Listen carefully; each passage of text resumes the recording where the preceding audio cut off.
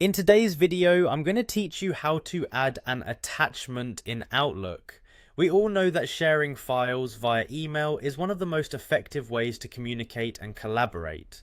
Whether it's a business document, a family photo, or any other type of file, adding an attachment to your Outlook email is a simple task, and I'm here to guide you through it. To begin, you'll want to open Microsoft Outlook. If you don't already have it on your computer, you can easily access it through the Microsoft Office website or application. Once you have Outlook open, take a look at the top right of your screen. You should see a sign in option. Click on this to enter your credentials. Use your email address and password to log into your Outlook account. It's pretty straightforward, but if you've forgotten your password, don't worry. There are options available to reset it easily. Now that you're signed in, let's go ahead and compose a new email. In the top left corner of the Outlook window, you'll see a button labeled New Mail. Click on this button. This will open up a fresh email window.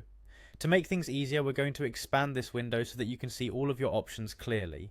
Look for a small arrow, usually found in the top section of this email window.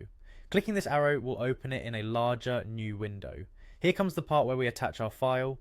You'll want to direct your attention to the upper part of the new email window. Find the Insert tab, which is part of the menu ribbon at the top. When you click on Insert, you'll see several choices. Focus on Attach a File. This is where the magic happens. Clicking Attach a File will open up a window that allows you to browse your computer's files. Select the file you want to attach and click Open. Once you've done that, you'll see your selected file appear in the email window as an attached document.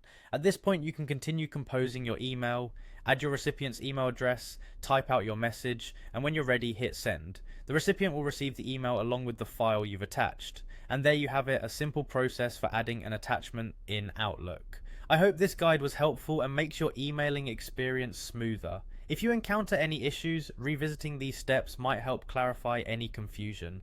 Thanks for watching and happy emailing.